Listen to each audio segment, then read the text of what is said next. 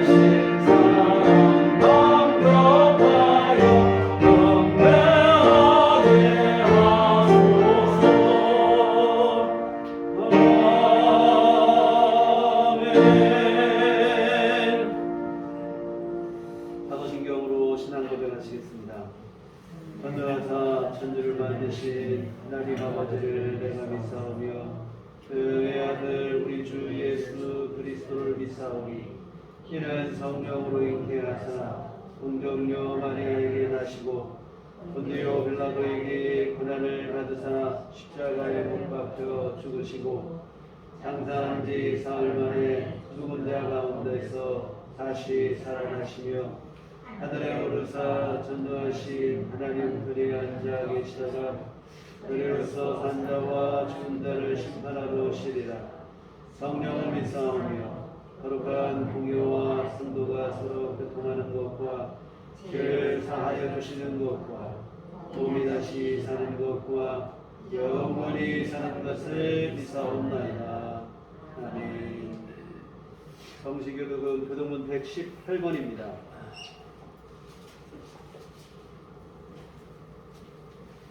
교독문 118번 부주강림 네 번째 말씀. 118번 부주강림 넷째 주 말씀을 함께 교독하시도록 하겠습니다. 나는 시온의 의가 빛같이 예루살렘의 구원이 횃불같이 나타나도록 시온을 위하여 전쟁하지 아니하며 그들을 위하여 쉬지 아니하신즉 이방 나라들이 내 공의를 곧 왕이 다 내 영광을 볼 것이요 너는 여호와의 이름으로 정하시 세례로 일꾼을 펼치며 너는 또 여호와의 손의 아름다운 관대 하나님의 손의 왕관이 될 것이다. 원하건대 주를 하늘을 들고 경멸하시고 주 앞에서 산들이 지는 허리를 우리 섭을 사르며 우리 물을 끓임 같게 하사 주의 원수들이 주의 이름을 알게 하시며 이방 나라들로 주 앞에서 떨게 하옵소서. 주께서 강림하사 우리가 생각하지 못한 두려운 일을 행하시던 때에 하늘이 주 앞에서 진동하였사오니 주 위에는 자기를 원망하는 자를 위하여 이런 일을 행한 신을 옛부터 들은 자도 없고 귀로 들은 자도 없고 눈으로 본 자도 없었나이다. 아멘. 소명은 찬송가 6장입니다.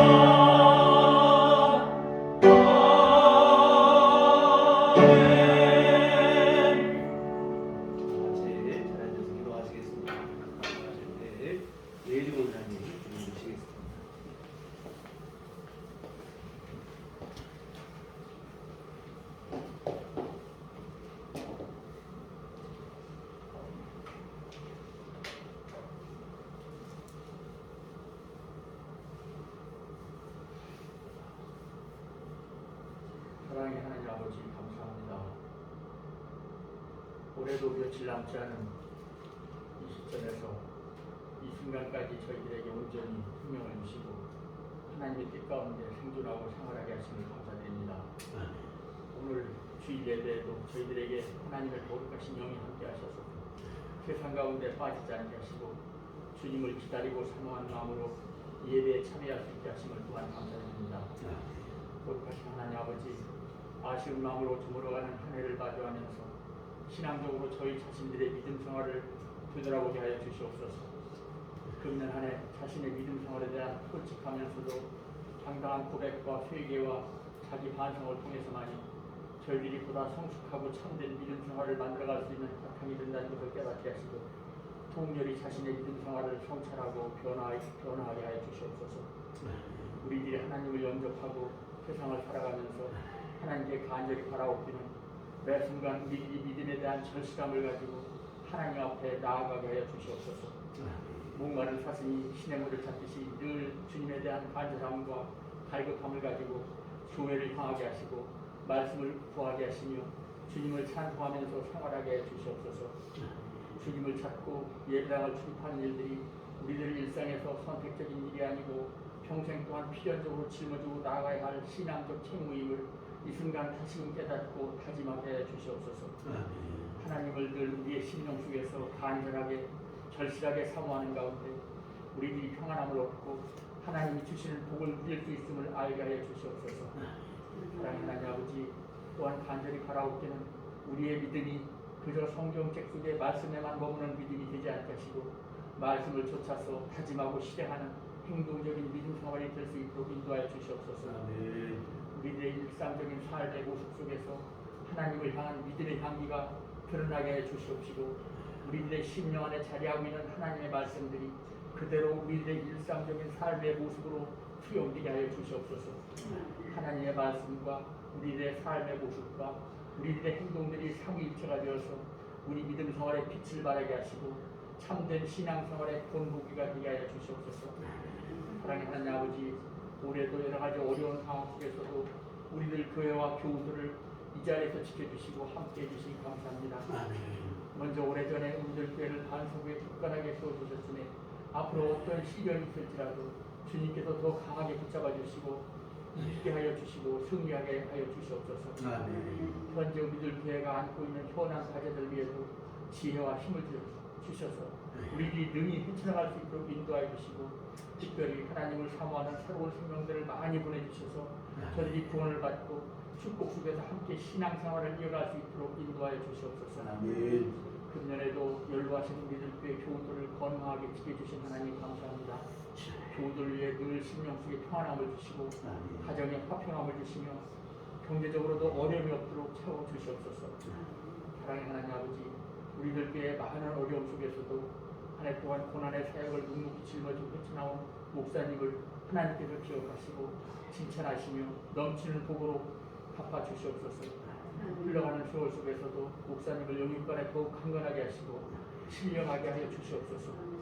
안식일에 병을 고치신 전능하신 하나님 아버지, 현재 더욱 악화되어 가고 있는 대한민국의 이 코로나 전염병 상황을 긍휼히 여기시고 국가와 국민이 하나가 되어서 이를 슬기롭게 이겨낼 수 있는 지혜를 저희들에게 내려 주시옵소서. 하나님의 전능하신 능력으로 이 전염병을 물리쳐 주시옵소서. 이 시간 우리가 드리는 예배가 늘 감사와 기쁨이 되게 하시고 깨달음이 되게 하시며 말씀과 찬송과 기도가 힘든 삶과 타락한 세상을 이겨나가는 커다란 버팀이 될 수 있도록 인도하여 주시옵소서. 우리를 주에서 구원하여 주신 우리의 영원한 구세주 예수 그리스도 이름으로 기도드렸습니다. 아멘.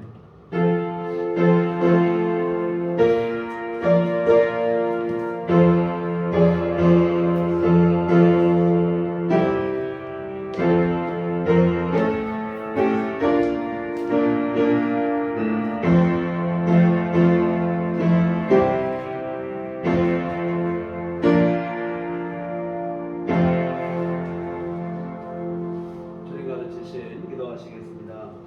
하늘에 계신 우리 아버지여, 이름이 거룩히 여김을 받으시오며 나라의 마옵시며 뜻이 하늘에서 이룬 것 같이 땅에서도 이루어지이다. 오늘날 우리에게 일용할 양식을 주옵시고 우리가 우리에게 죄 지은 자를 사하여 준 것 같이 우리의 죄를 사하여 주옵시고 우리를 시험에 들게 하지 마옵시고 다만 악에서 구하옵소서. 이 나라와 권세와 영광이 아버지께 영원히 있사옵나이다. 아멘. 이 시간에 주신 하나님 말씀은 신약성경 누가복음 2장 1절로 7절. 제가 읽는 성경은 신약성경 90쪽에 기록되어 있습니다.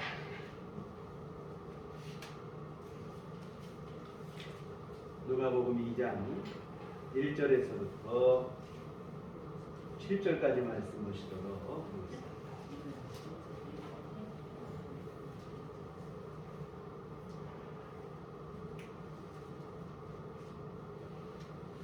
한 목소리 합독하시겠습니다. 그때 가이사 아구스도가 영을 내려 천하로다 호적하라 하였으니 이 호적은 무레류가 스리아 총독이 되었을 때에 처음 한 것이라.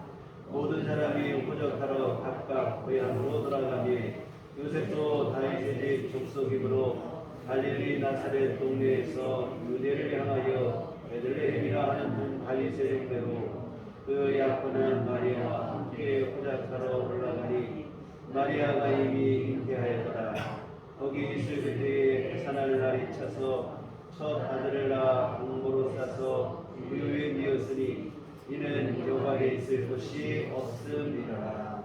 아멘. 주님의 은총과 평강이 교회 여러분과들 함께 하시기를 기원합니다. 평범한 일상이 당연한 것이 아니라는 사실을 다시 한번 절감하게 됩니다. 일상으로 회복기가 참으로 쉽지가 않습니다. 안타깝게도 방역당국의 단계적 일상 회복이 무의로 돌아가고 많았습니다. 확진자, 중증 환자, 사망자 모두 급증함에 따라 결국 거리두기로 회귀를 했습니다. 일상의 자유가 제약을 받을 수밖에 없고 소상공인들의 경제적 타격을 피할 수 없게 되었는데요.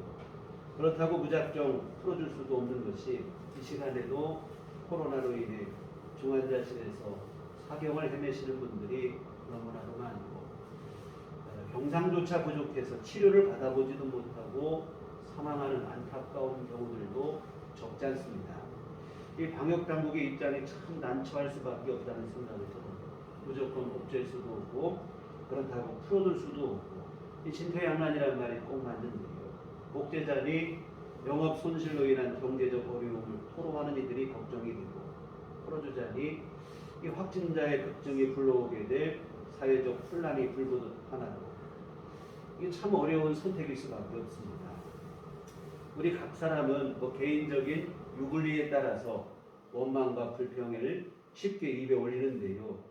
물론 개인적인 입장과 사정을 모르는 바는 아닙니다. 그러나 이 전염병과 같은 특수한 상황에서는 나보다 먼저 모두를 생각하는 마음을 갖는 것이 필요할 것 같습니다.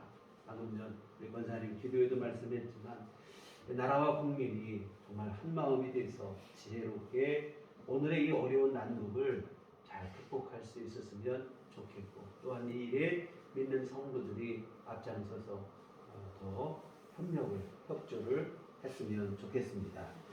네, 오늘 우리가 함께 보신 본문의 말씀은 예수님의 부모님이신 요셉과 마리아가 호적 신고하는 것을 기록하고 있는데요. 가이오스 옥타비아누스 황제에 의하여 로마 제국 전역에 호적을 하라는 그 명령이 내려졌습니다. 세금 징수를 목적으로 하는 인구조사인데 당시 이스라엘 땅도 로마의 지배를 받고 있었기 때문에 갈릴리 나사렛에 살고 있던 요셉과 마리아도 그들의 고향인 유대 땅 베들레헴으로 호적을 하러 가게 됐습니다. 요즘에는 우리가 모든 정보가 전산화되어 있다 보니까 굳이 이런 수고를 하지 않아도 돼요. 그러나 불과 얼마 전까지만 해도 이 본적지에 가서 신고를 해야 하는 사람들이 적지 않았습니다. 당연히 이게 불편할 수밖에 없죠. 이 교통이 편리한 오늘날에도 이 본적지에 가서 신고를 하고 이런 것이 참 불편할 수밖에 없는 일인데 오늘 본문의 상황에서 이런 일들은 얼마나 더 그러했겠습니까? 게다가 이때 마리아는 임신 중이었고 출산이 임박한 이 만삭의 상황이었습니다. 이 만삭의 몸으로 보통 힘든 일이 아니죠. 그런데 설상가상으로 일시에 모든 사람이 다 호적을 해야 되다 보니까 사람이 너무 많이 몰려오는 거죠. 여관을 잡는 일이 쉽지가 않습니다. 몸 하나 제대로 놓일 수 있는 방을 잡는 일조차도 쉽지가 않아요. 결국 마리아와 요셉은 방을 잡지를 못하고 마국간에서 출산을 하게 되어집니다. 참 갓 태어나신 우리 예수님께서 몸 하나 누일 곳이 제대로 없어서 구유를 요람으로 삼아야 하는 어처구니 없는 일이 발생하게 됐습니다. 참 이 기가 막힌 일 아닌가요? 가장 거룩하시고 존귀하신 예수님께서 가장 누추하고 초라한 자리에 탄생하신 것. 이 가축 온갖 배설물로 냄새가 진동하고 말 구유라고 하는 것은 뭐냐면 짐승의 밥그릇 아닙니까? 우리 어린 시절 소 밥그릇 구유를 보셨을 거예요. 그러면 여물이면 묻어있고 더럽고 그렇다 이 말입니다. 그런 것을 요람을 삼고 예수님께서 그곳에 나신 것인데 그런데 오늘 본문 뒤에 있는 말씀에 보면 천사들은 이 사실이 모든 사람에게 미칠 큰 기쁨의 좋은 소식의 표적이라고 말하고 있어요. 12절에 보면 너희가 가서 강보에 쌓여 구유에 미어 있는 아기를 보리니 이것이 너희에게 표적이니라 하더니 양을 치던 목자들에게 천사가 나타나서 예수님의 탄생을 알리는 중에 한 얘기인데 구유에 놓이신 예수님이 큰 기쁨의 좋은 소식의 표적이라. 참 이거 황당한 말처럼 들릴 수밖에 없어요. 예수님께서 초라한 모습으로 구유에 누우신 것이 어떻게 큰 기쁨의 좋은 소식의 표적이 되는가. 황당하고 엉뚱한 소리 같지만 사실입니다. 여러분 한번 생각해 보세요. 예수님께서 왕궁에 나셨다든지 아니면 고관 대작의 집에 태어났다고 생각해 보세요. 예수님 앞에 나갈 수 있는 사람은 극히 제한적일 수밖에 없습니다. 왕족, 귀족, 돈 많은 부자들, 이런 사람들이나 예수님 앞에 나갈 수 있지. 절대 다수에 해당하는 힘없고 연약하고 가난하고 이런 사람들은 예수님 근처에 얼씬거리지도 못하는 거예요. 여러분 우리 주님께서 이 땅에 오실 때 가장 낮은 곳인 구유에 나신 이유가 바로 여기 있어요. 더 이상 낮아질 수 없는 곳에 예수님이 계셔야 세상에서 가장 낮고 비천한 사람도 예수님 앞에 나올 수 있기 때문입니다. 가장 비천한 사람에게까지도 예수님 앞에 나올 수 있는 길을 열어주시기 위해서 예수님이 마구간 구유에 오셨습니다. 그래서 우리 주님께서 마구간 구유에 나신 것이 좋은 소식의 표적이라고 말한 이유가 여기 있습니다. 모든 사람에게 이쁜 소식이에요. 특정 몇 사람에게만 국한된 게 아니라 남녀노소, 빈부귀천, 지위 고하를 막론하고 모든 사람에게 좋은 소식이 되었다는 겁니다. 사랑하는 성도 여러분, 예수님은 어느 누구도 차별하지 않습니다. 사람을 가리지 않으세요. 예수님을 향한 열린 마음만 우리 안에 있다고 하면 누구를 막론하고 기꺼이 맞아주시고 함께 해주십니다.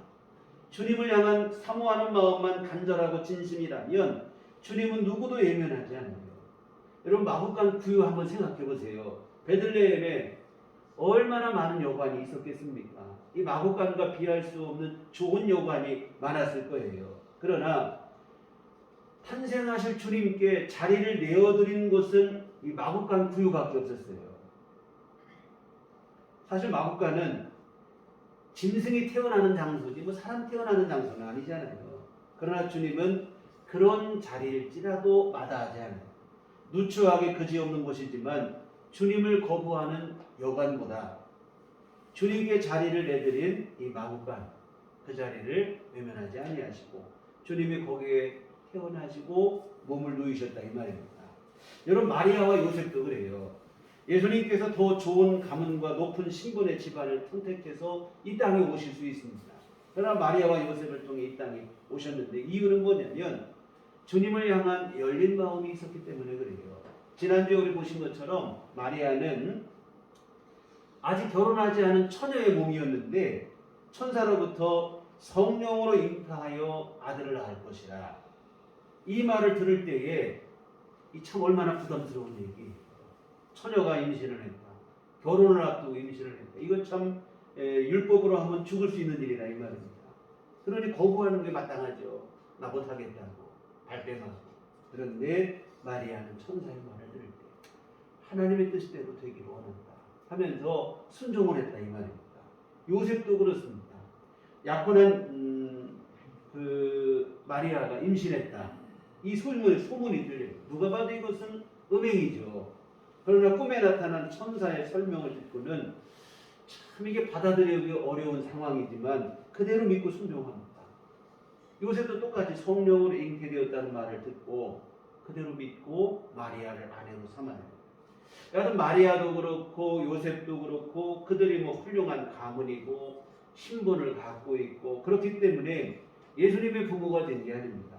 그들은 당시 천시받는 갈릴리, 그 중에서도 나사렛 출신이에요. 성경에 보면 나사렛에서 무슨 선한 것이 나겠느냐 이런 말이 나와요.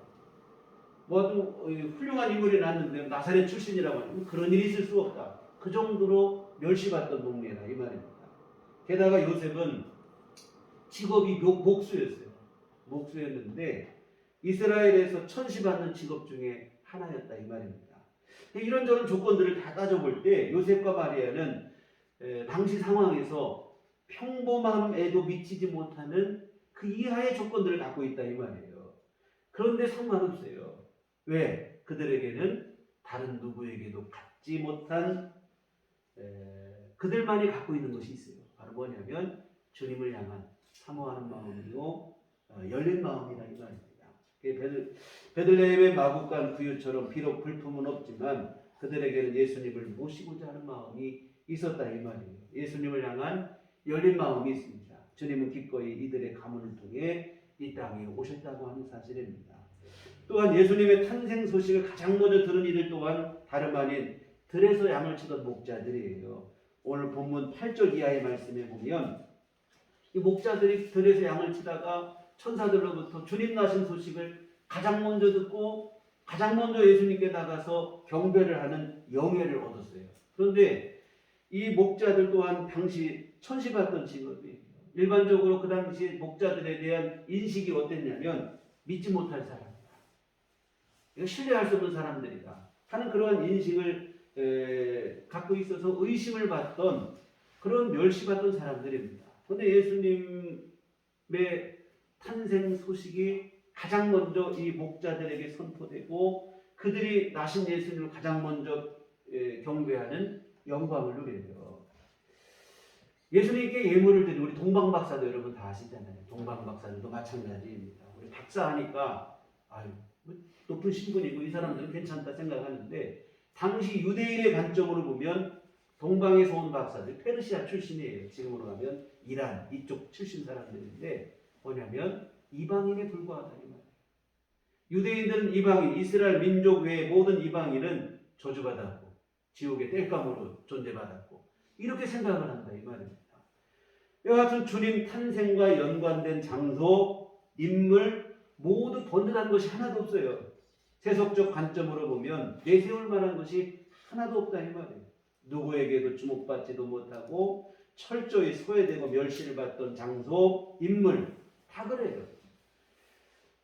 나신만 그런 게 아니에요. 예수님께서 공생의 사역을 하실 때도 마찬가지입니다. 예수님 주변에는 죄인, 병자, 가난한 사람, 상대적으로 약자로 여겨지던 여성, 어린아이들 늘 예수님 주변에 이런 사람들로 가득했어요. 예수님에게 별명이 붙었어요. 뭐란 별명이 있었냐면 세리와 죄인의 친구라 이런 별명이 있었습니다. 예수님 주변에 얼마나 사람들에게 멸시받고 손가락질받고 비난받는 사람들이 많이 있었던지 예수님 보고 세리와 죄인의 친구라 이런 별명이 붙을 정도예요. 여하튼 뭐냐면 모두에게 손가락질받고 멸시받고 천대받던 사람도 예수님에게는 문제가 되지 않았다 이 말입니다. 사랑하는 성도들, 이처럼 우리 예수님은 사람을 차별하지 않아요. 누구라도 괜찮습니다. 그 마음속에 예수님을 모시고자 하는 그 열심만 있으면 비록 그 사람이 부족하고 연약하고 형편없을지라도 주님은 마다하지 않습니다. 친히 그들과 함께 하시고 은혜를 베풀어 주시고 이 얼마나 기쁜 소식이냐 이 말이에요. 예수님께서 성격이 까다로워서 사람을 가리고 차별하고 그런다면 정말 큰일이죠. 구세주가 나셨다고 해서 기뻐했더니 알고 보니까 조건을 따지는 거예요. 이럴 경우 기대가 큰 만큼 실망도 클 수밖에 없어요. 이렇게 되면 복음이 될 수 없죠. 예수님 나으심이 복된 소식이 될 수 없다 이 말입니다. 자격이 되는 사람에게는 물론 복음이 되겠죠. 그러나 자격이 안 되는 사람, 미달인 사람들에게는 절망이 되는 거예요. 오늘 본문 10절에서 말하는 온 백성에게 미칠 큰 기쁨의 좋은 소식이 될 수가 없어요. 그러나 감사하게도 우리 예수님은 사람을 가리지 않습니다. 누구든 다 품어주시는 거예요. 모든 사람에게 은총을 베푸십니다. 다만 한 가지 문제가 있다면 다친 마음이라 이 말이에요. 예수님을 향해 다친 마음인 사람에게는 예수님도 어쩔 수 없어요. 여러분 늘 자주 드리는 말씀인데 한여름에 소낙비가 아무리 내려도 엎어진 그릇에는 물 한 방울 들어갈 수가 없어요. 비록 간장 종지일지라도 제대로 있어야 거기에 물이 고인다 이 말입니다. 다친 마음에는 예수님도 어쩔 수 없어요. 그러나 열린 마음이라면 주님을 향한 간절한 마음이 있고 사모하는 마음이 있다면 예수님은 차별하는 법이 없어요. 우리 간혹 우리 스스로 그런 생각 가질 때가 있어요. 나 같은 사람도 예수님이 알아주실까? 나 같은 사람도 예수님이 반겨주실까? 당연히 반겨주시죠. 맞아주시는 줄 믿습니다. 여러분 안에 주님을 향한 진실한 마음만 있다면 우리 주님은 여러분을 기뻐 맞아주실 줄 믿습니다. 사실 우리가 볼 때 누구는 좀 괜찮은 것 같고 누구는 좀 그렇고 그러나 여러분 예수님 모실 때는 50보 100보라 이 말이에요. 도토리 키재기에 불과하다 이 말이에요. 잘났다고 우쭐거려 보지만 실상은 타락한 죄인에 불과해요. 절대 걸어가신 주님 볼 때 다 죄인에 불과합니다. 높은 산에 올라가 보세요. 산 밑에 사람들 지나가는 건 다 개미처럼 보여요. 거기 보면 어떤 사람은 키 큰 사람도 있고 키 작은 사람도 있어요. 근데 또 높은 산에서 오면 큰 사람이나 작은 사람이나 다 개미처럼 보인다 이 말이에요. 절대 걸어가신 주님이 보면 우리 스스로는 누구는 좀 잘나고 누구는 못나고 그렇고 저렇고 따지지만 여러분 타락한 죄인에 불과합니다. 성경에 보니까 만물보다 심히 부패한 게 사람의 마음이라고 그랬어요. 세상 모든 만물보다 심히 더러운 게 사람의 마음이라. 우리가 이런 더럽다고 여기는 게 어딥니까? 우리 집에서는 아마 하수구, 화장실, 변기 제일 더럽다고 생각할 거예요. 그런데 여러분 그것보다 더 더러운 게 사람의 마음이에요. 그런 이유가 있어요. 여러분 하수구는 하수구에서 무슨 냄새가 납니까? 하수구 냄새가 나요. 화장실, 변기, 정화조에서는 오물 냄새가 난다 이 말이에요. 정직하기라도 하다 이 말이에요. 사람은 여러분 내 속에 더러운 생각 갖고 있고 악한 생각 갖고 있고 뭐 은밀한 속 이런 걸 갖고 있으면서도 말로는 선한 말도 하고 그럴듯한 말도 하고 그런다 이 말이에요. 정직하지가 못해요. 사람의 마음이 세상에서 모든 것보다 더 심히 부패하다는 게 그런 뜻이라 이 말이에요. 여러분 오늘 본문의 마구간 구유도 보세요. 우리가 더럽다고 생각하지만 사실 구유는 물로 씻으면 깨끗해지기라도 한다 이 말입니다.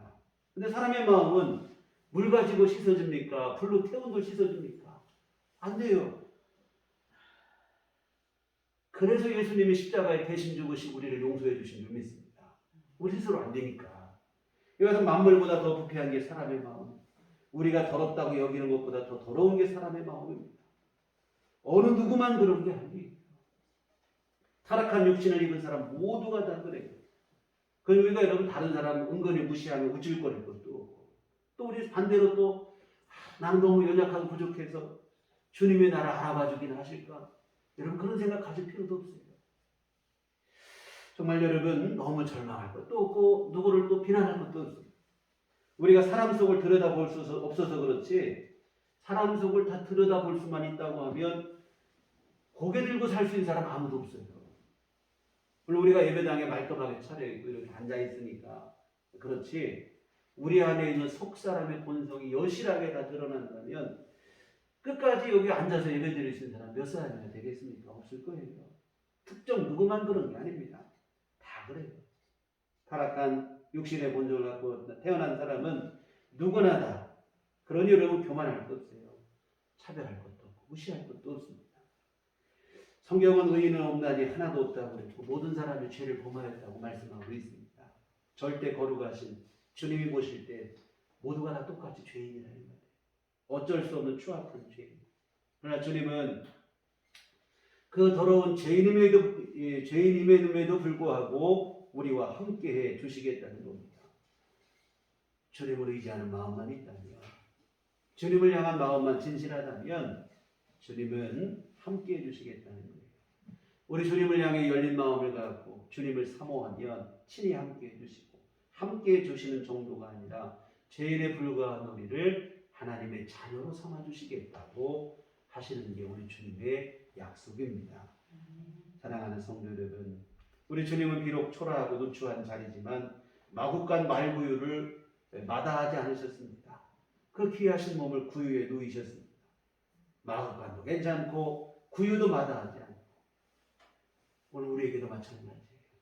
주님을 향해 열린 마음이기만 하면 주님은 누구에게라도 기꺼이 함께 해주십니다.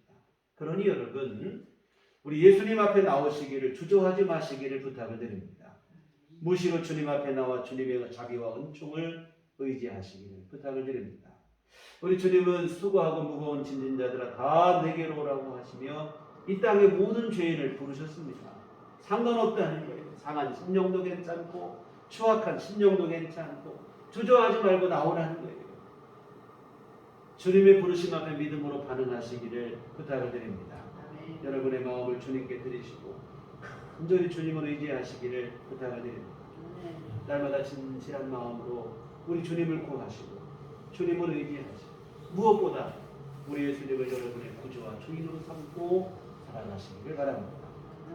사랑하는 성도 여러분, 우리 인생에서 반드시 만나야 할 분은 우리가 뭐 여러 사람도 있고 하지만 반드시 우리 모든 인생이 반드시 만나야 될 분은 바로 예수님이십니다. 다른 사람은 몰라도 예수님만큼 반드시 만나. 이 극단적인 비유 예가 될 수 있겠지만 좋은 배우자를 못 만나도 상관없어요. 상관없는 건 아니죠. 사는 날 동안 좀 고생스럽기는 하겠죠. 그러나 여러분, 영원에 비하면 잠깐입니다. 그러나 예수님 못 만나면 영원히 고생이라 해요.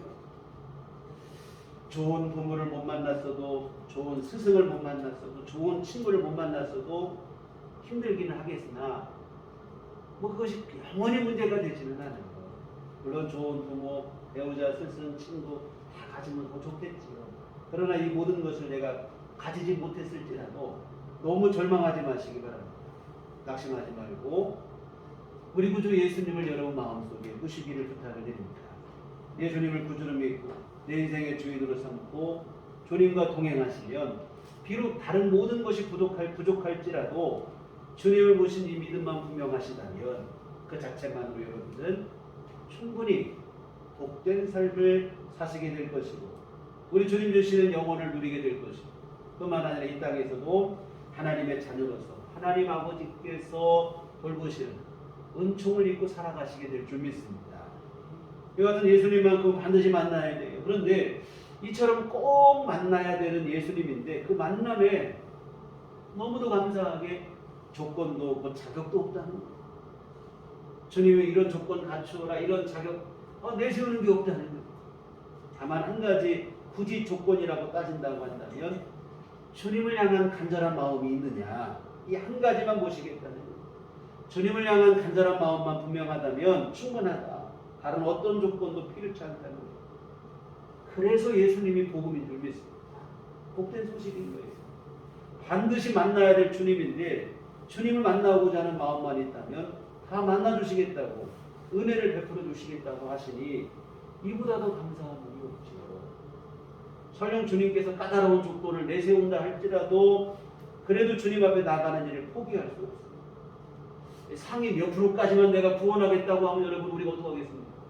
그런 말고 이렇게 하면 되는 게 아니고 거기에 들려고 얼마나 기를 쓰고 노력을 하겠느냐. 여러분 뭐 대학을 들어가고 직장에 들어갈 때도 뭡니까? 어느 수준 이상 뽑는다는 거잖아요. 그러면 나 그럼 기분 나빠서 안 가겠다는 사람 없어요. 거기에 들려고 노력을 하는데 하물며 세상 대학 뭐 학교 직업도 그런데 여러분 천국 가고 영생을 얻는 일은 얼마나 더 그러겠냐 이 말이에요. 주님이 뭐 조건을 내세워도 갖춰야 되는데 그런데 우리 주님은 그런 거 다 필요 없다는 거예요. 주님을 향해 열린 마음만 있습니다. 주님을 간절히 사모하기만 하면 모든 사람에게 은혜를 주시겠다. 그러니 여러분 이보다 더 기쁜 소식이 없지요. 그래서 우리 주님이 복음이 되시고 우리 주님께서 이 땅에 오시되 마국간 구유에 나셨다는 사실이 가장 복된 소식이 되어지는 줄 믿습니다. 사랑하는 성도 여러분, 주님은 모든 사람을 사랑하십니다. 죄인에 불과한 우리지만 얼마나 사랑하시는지 십자가에 죽기까지 사랑하셨습니다. 여러분 오늘 내 모습과 처지와 상황이 비록 부족하고 연약할지라도 실망하지 마셨으면 좋겠습니다. 우리가 스스로 생각할 때도 얼마나 스스로 자신이 실망스러울 때가 있어요. 그러나 여러분 그래도 낙심하지 않으셨으면 좋겠습니다. 주님은 이런 우리까지도 기꺼이 받아주신다 이 말. 주님 안에서 새로운 삶을 살기를 바라는 마음만 진실하다면 주님은 기꺼이 여러분 안에 찾아오시고 여러분의 삶을 새롭게 해주십니다. 이와 같은 우리를 하나님의 자녀로 거듭나게 하시고 천국과 영생을 누리게 하시고 이 땅에 사는 동안에도 하나님의 자녀로서 은총을 누리며 살아가도록 선하시고 복된 길로 우리를 인도해 주십니다. 이와 같은 높으신 주님께서 그 위대하신 주님께서 나같이 연약한 사람까지 신경 쓰실 시간이 있겠나 이런 생각이 여러분 안에 있으실 텐데요. 그렇지 않아요. 주님은 작은 신음에도 응답을 하시는 분입니다. 지극히 작고 연약한 자의 부르짖음에도 외면하지 않으십니다. 주님 앞에 나가기를 주저할 일이 없어요. 우리 주님께 기도하기를 머뭇거릴 일이 없습니다. 주님은 은밀한 간구까지도 다 들어주시고 그리고 이 사실을 우리에게 분명하게 보여주시기도 했습니다. 성경에 12의 혈루증을 앓던 여인이 고침받은 사건이 기록이 되어 있는데요. 주님은 이 치유의 사건을 통해서 주님께서 얼마나 우리를 향하신 긍휼과 자비가 크신지를 분명하게 보여주셨습니다. 여러분, 혈루증이라고 하는 것은 여성에게 부정한 질병으로 나환자, 우리 흔히 문둥병이라고 하는 문둥병처럼 일반인 앞에 나가설 수 없는 그런 질병이 있어요. 이런 특수한 질병을 앓고 있다 보니까 이 여성 또한 예수님 앞에 가고자 하는 마음이 있는데 당당히 나가지를 못합니다. 예수님으로부터 고침받고 싶은 마음은 너무도 간절한데 당당히 나서지를 못해요. 다만 예수님께서 지나가시는 중에 뒤에서 몰래 예수님 겉옷자락을 살짝 만집니다. 무리에 에워싸여서 길을 가시는 그 혼란한 틈을 이용해서 몰래 은밀하게 겉옷자락만 살짝 만들었어요. 어찌 보면 이게 서글픈 일이기도 하고 얼마나 간절하면 이렇게 했을까 싶은 일이기도 합니다. 그러나 여러분, 이 여인에게만 그 간절한 행동이지 사람들이 많다 보니까 어느 누구 하나 눈치를 못 챌 일이라 이 말이에요. 원래 만졌으니까. 여러분, 놀라운 사실은 우리 주님께서는 이 여인의 은밀한 그 행동을 몰라보지 않으셨다고 하는 사실입니다. 외면하지도 않으신 거예요. 간절함으로 주님의 옷자락을 살짝 만졌는데 주님은 가시던 길을 멈추고 내게 손난 자가 누구냐 하시면서 친히 이 여인을 부르시고 그를 고쳐주신 줄 믿습니다. 그래서 예수님은 뒤에서 은밀하게 옷자락만 맞지 그 수많은 사람이 옷자락을 얼마나 많은 사람이 스치고 지나가겠습니까만 그 많은 사람 중에서 이 여인을 주님은 알아주신다 이 말이에요. 알아보신다 이 말이에요. 그리고는 그 여인을 고쳐주시고 주님께서 은혜를 베풀어 주신 줄 믿습니다. 근데 여기서 우리가 주목해야 될 사실이 하나가 더 있어요. 뭐냐면 주님은 누가 주님의 옷을 만졌는지를 모르시는 게 아니에요. 알고 계십니다. 내 능력이 나갔다고 이렇게 말을 했으니까. 근데 주님은 이렇게 알고 계심에도 불구하고 누가 만졌느냐 공개적으로 이렇게 물으시는 거예요. 그리고는 공개적으로 그 여인을 고쳐주십니다. 왜 주님은 몰라서 물으신 게 아니에요. 알고 계신데 왜 물으셨을까? 왜 공개적으로 이 여성을 따로 세우시고 고쳐주셨을까? 뭐 생색을 내려고 그러셨나? 아니다 이 말이에요. 왜 주님이 이렇게 알고 계심에도 그를 부르신 이유는 뭐냐면 바로 오늘 우리를 위해서 하신 일인 줄 믿습니다. 은밀하게 이 여인을 고쳐주셨다고 생각을 해보세요. 그렇다면 이 여인이 고침받은 사실은 예수님과 이 여인밖에는 모르는 거죠. 다른 사람 아무도 몰라요. 주님과 이 여인만의 영원한 비밀이 되는 거예요. 그렇다면 성경에 기록되지도 않았을 것이고 우리에게 전해지지도 않았을 것입니다. 이에 주님은 공개적으로 알고 계심에도 불구하고 이 여인을 찾고 공개적으로 치유를 선포하십니다. 왜? 성경에 기록하여 은밀한 믿음이라도 우리 주님께서는 절대로 모르고 지나치는 법이 없고 반드시 그를 알아주시고 그에게 은총을 베푼다는 사실을 우리에게 교훈해 주시기 위함인 줄 믿습니다. 비록 작고 여린 믿음일지라도 주님은 반드시 그 믿음을 알아주시고 그 믿음에 응답하신다는 사실을 모두에게 알리고 싶으신 거예요. 그래서 주님은 알고 계심에도 불구하고 공개적으로 이 여인을 찾으신 것입니다. 사랑하는 성도 여러분, 믿음으로 주 앞에 나오시기를 바랍니다. 당당히 나서지 못하고 뒤에서 몰래 옷자락만 만져도 만나주시는 예수님이십니다. 그 예수님께서 오늘 우리에게도 동일하게 역사해 주실 줄 믿습니다. 마음으로만 은밀하게 주님을 여러분이 구하셔도 우리 주님께서는 여러분의 기도를 들으실 줄 믿습니다. 대단히 신령한 종교적 언어와 몸짓이 없어도 상관없어요. 그저 마음으로 주님을 간절히 여러분이 사모하기만 하면 주님은 여러분을 만나주시고 여러분의 기도를 들어주시고 여러분의 삶 속에 함께 하시고 동행해 주실 줄 믿습니다. 여러분, 주님, 나는 주님이 필요합니다. 나는 주님을 간절히 원합니다. 이 기도 하나만으로도 충분해요. 진심을 담은 이 기도 하나만으로도 주님 앞에 충분합니다. 사실 주님께서 우리에게 원하시는 것은 다른 게 아니에요. 이런 진심인 줄 믿습니다. 내 진심으로 주를 간절히 사모하는 그 마음, 예수님께서 우리에게 실제로 바라시는 게 바로 그거예요. 어떤 조건 갖추어라 뭐 이래라 이런 거 아니라 이 말은. 사랑하는 성도 여러분, 예수님은 우리를 도우시기를 원하십니다. 우리를 죄와 사망에서 구원하시기 위해 육신을 입고 이 땅에 오시고 마구간 구유에까지 낮아지시고 가장 낮고 연약하고 힘없는 사람의 부르짖음까지도 다 듣기 위해서 가장 낮은 곳에 오셨습니다. 그들에게까지도 은혜와 자비를 베푸시기를 원하십니다. 주님은 모든 사람의 기도와 간구를 들으실 준비가 다 돼 있다는 것을 우리에게 분명하게 보여주신 줄 믿습니다. 누구라도 만나주시고 사랑과 자비를 베푸시기 때문입니다. 은혜와 자비가 풍성하신 우리 주님 앞에 나가기를 주저하지 않으셨으면 좋겠습니다. 주님의 은혜를 구하시기를 머뭇거리지 않으셨으면 좋겠습니다. 나 같은 사람이 예수님을 찾는다, 나 같은 사람이 기도한다고 주님이 알아나 주시겠는가, 주님께 들리기나 하겠는가. 여러분, 이런 생각 때문에, 스스로에 대한 실망 때문에 여러분의 기도가 약해지지 않았으면 좋겠습니다. 주님 앞에 나아가시고 은혜의 보좌 앞에 담대히 나가시기를 주의 이름으로 부탁을 드립니다. 주님, 나는 주님이 필요합니다. 주님만이 나의 소망이시고 주님 나와 함께 해주시고 나를 다스려 주시고 내 삶을 인도해 주시고 나와 함께 해주시고, 여러분 진실한 마음으로 주님 앞에 기도하시고, 이 시간 여러분이 마음으로만 기도하셔도 주님은 여러분의 그 은밀한 기도까지도 다 들으실 줄 믿습니다. 여러분의 삶 속에 친히 찾아오시고 함께 하십니다.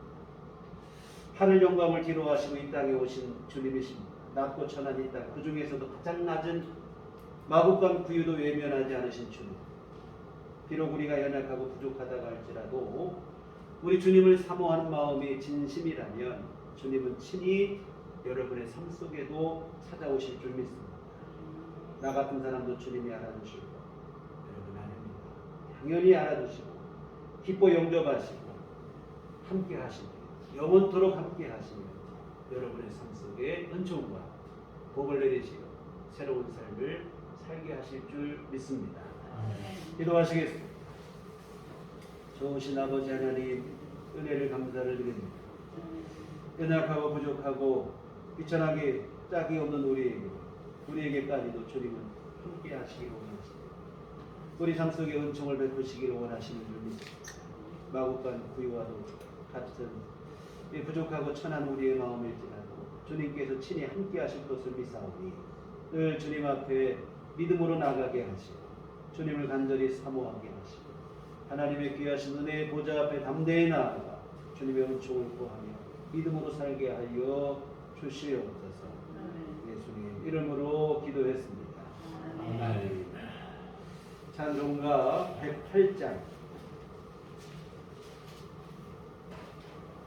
찬송가 108장 찬송하시겠습니다.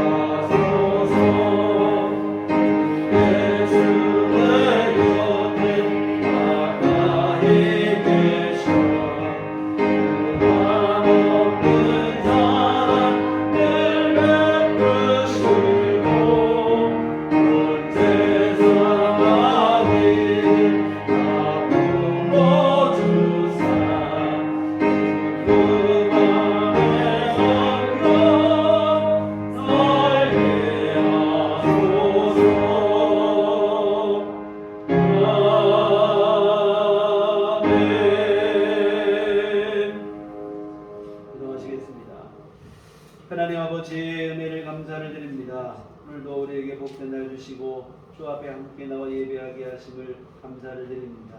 하나님 아버지, 지난 한 주 추운 날씨 속에서도 또한 전염병의 이러한 확산 속에서도 하나님께서 우리를 보호해 주시고 인도해 주셨음을 감사를 드립니다.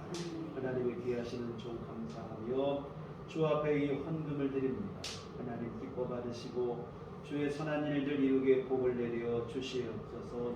또한 아버지 하나님 정성을 다하고 마음을 모아 주 앞에 헌금하고 주님 옆에 귀한 시간 예배로 나온 모든 성도님들 하나님 기뻐 받으시며 한량없는 주의 은총을 내려 주시옵소서.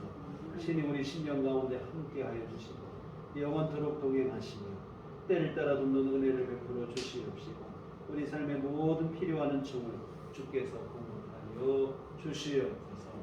하나님 아버지, 주님 앞에 간구하오며 우리에게 더 큰 믿음을 주시어서 날마다 주님 앞에 더 가까이 나아가는 우리의 삶이 될 수 있도록 도와주시옵소서. 우리 주님을 구하게 하시고 주를 더욱더 의지하게 하여 주시옵시고 주님만을 간절히 바라며 살아가는 삶이 되도록 도와주시옵소서. 하나님 또한 주님 앞에 구하옵기는 육신의 강건함도 허락하여 주시옵소서. 날마다 새 힘을 주시어서 주님 내려주시는 건강함으로 우리에게 주어진 삶을 원활히 잘 살아낼 수 있도록 도와주시옵소서. 특별히 아버지 하나님 병중에 있는 성도들을 주님 기억하여 주시옵소서. 하나님 치료하시는 권능의 손길로 친히 안수하여 주시오. 아버지 하나님께서 함께 하시는 모든 병바에서 노임받게 하여 주시옵시고 건강한 삶을 누릴 수 있도록 주께서 도와 주시옵소서. 하나님 또한 코로나 한파 속에 경제적인 어려움을 호소하는 이들도 많습니다. 하나님 아버지 자비를 내려 주시옵소서. 주께서 우리의 일용할 모든 것을 채워주시고 모든 가정마다 어려움 당하지 않도록 곤란 당하지 않도록 하나님 때를 따라 돋우는 종을 주께서 내려 주시옵소서.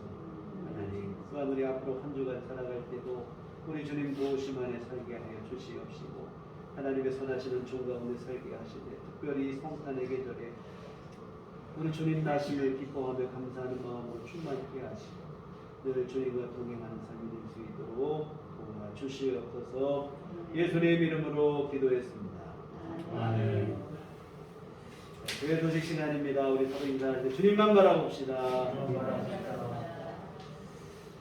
성탄절 감사 예배가 이번 토요일 날입니다. 오전 11시에 있습니다. 성탄절과 주일이 하루 상관이라 이렇게 되는데요. 같은 성탄 감사 예배 25일 토요일 오전 11시에 예배가 있습니다. 아울러 다음 주에 다시 광고를 드리겠지만 우리가 몇 해 전부터 송고용신 예배를 따로 드리지 않고 1월 1일을 신년 예배로 이렇게 예배를 드렸었는데 다음 주 1월 1일이 또 토요일이에요. 공교롭게도. 그래서 성탄절은 우리가 토요일은 어쨌든 따로 드리겠지만 신년 예배는 그렇게 중요한 사실 중요한 일 한 해를 때려주신 게 중요한 일이긴 하겠지만 코로나 상황도 여의치 않고 그래서 신년 예배는 1월 1일 따로 드리지 않고 주일날 한 번 이렇게 드리는 것으로 다음 주에 다시 광고를 드리도록 하겠습니다. 다음 주는 올 한 해 마지막 52번째 주일입니다. 송년 주일로 함께 예배를 드리도록 하겠습니다. 그리고 종교시설 방역 지침을 준수하여 우리가 예배를 좀 더 평소보다 철저히 해서 예배를 드리는 게 필요할 것 같습니다. 지금 코로나의 상황이 예사롭지 않고 오늘 또 사실 추위 때문에 못 오신 분도 계시지만 부스터샷을 맞고 몸이 안 좋아서 못 오신 분도 몇 번 연락이 오시고 하여튼 그래도 우리 아직까지 코로나 확진되신 분들 너무 이런저런 상황 속에서 어려움들이 있는데 이럴 때일수록 더 잘 협조를 해서 교회가 방역의 구멍이다 이런 얘기는 들어보면 안 될 것 같아요. 교회 때문에 이런 일들이 벌어져서 자꾸 언론에 오르내리고 참 안타까운데 사실 대부분 다 이게 정상적인 교회는 별로 없어요. 그렇게 되는데 여하튼 마스크 착용 잘하시고 손소독 철저히 하시고 주일 예배 자리 웬만하면 우리가 사실은 지금 자리가 여유가 많아요. 오늘 같은 경우는 많이 여유가 있는데요.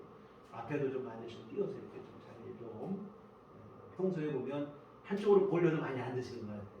이렇게 앉으시고 좀 이렇게 띄어 앉고 밀접 접촉 우리가 예배를 끝나시고 인사를 하신다든지 이런 대화를 이런 것을 좀 어쩔 수 없어요. 지금의 상황은 기대시고 예배를 끝나시고 바로 풀어지시고 그럴 수밖에 없는 상황이 됐습니다. 그래서 우리 작년 크리스마스 때는 예배도 못 드렸던 기억이 있어요. 교회 나와서 예배 못 드리시고 가정에서 온라인으로 예배 드리고 했었는데 그래도 지금은 당연히 감사하게도 성탄절 예배 드리고 이렇게 할 수 있는 게 감사한데 우리가 좀 더 조심을 하시고 잘 협조를 하셔서 예배 드리는 것이 방해가 되지 않도록 해주시면 좋을 것 같습니다. 교회 밖의 집회와 성경 공부 참여를 금하고 교회 중심으로 건강하고 건전한 신앙생활을 함께 이어갔으면 좋겠습니다. 다 같이 자리에 일어나셔서 평안을 너에게 주노라. 서로를 축복하시며 함께 찬양하시도록 하겠습니다.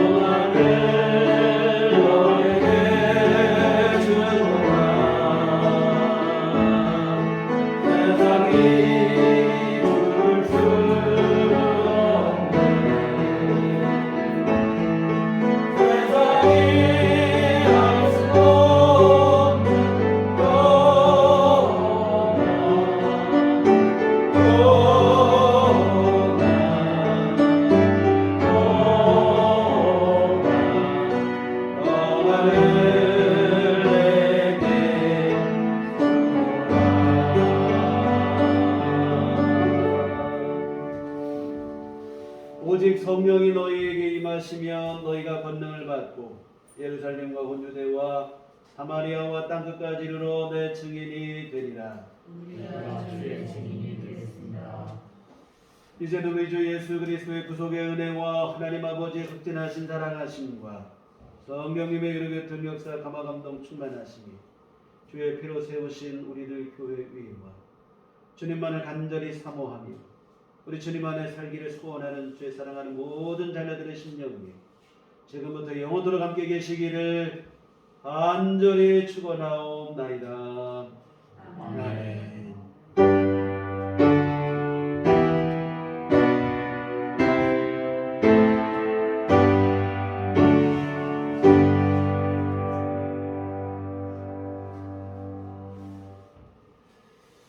감사합니다. 이상으로 주일날 예배를 마치도록 하겠습니다.